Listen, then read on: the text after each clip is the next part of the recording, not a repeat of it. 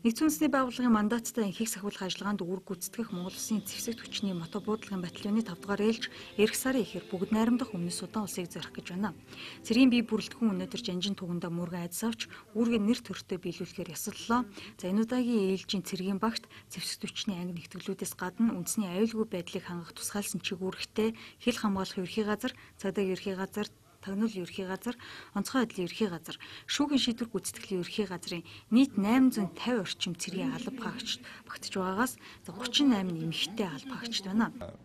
Улсад явагдаж байгаа иргэний дайны омог хоорондын дайнаас үүдэлтэйгээр одоогийн байдлаар зөвхөн манай Бинцүү гээд Монгол Улсын цэргийн багийн үндсэн хүч байрлах газар бол 100,000 гаруй орон гэрээсээ дайж гисэд одоо бол харамлаад байж байгаа.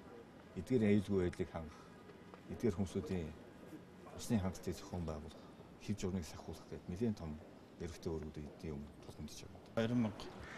2004 онд Иракийн эрхчлээ ажиллагаанд өөрөөр гүйцэтгэжсэн. 2006 онд Иракийн эрхчлээ ажиллагааны 7 дугаар ээлжинд бас өөрөөр гүйцэтгэжсэн.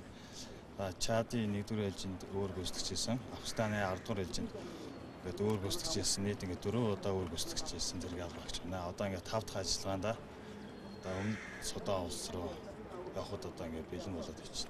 За Иракийн 2 дугаар ээлжийн өөр гүйцэтгэж явах хугацаанд болохоор бааз руу амиа залгуулагчийн халдвар болж исэн. Тухайн үед болохоор манай салаа харуулын өөр гүйцэтгэжсэн. Тэгээ харуулын өөр гүйцэтгэжсэн манай Азая Самуян хоёр маань одоо тухайн үеийн ажиллагааны шийдвэрээ зөө гаргаж одоо амиа залгуулагчийн халдлагыг тасан зогсоосон байгаамаа.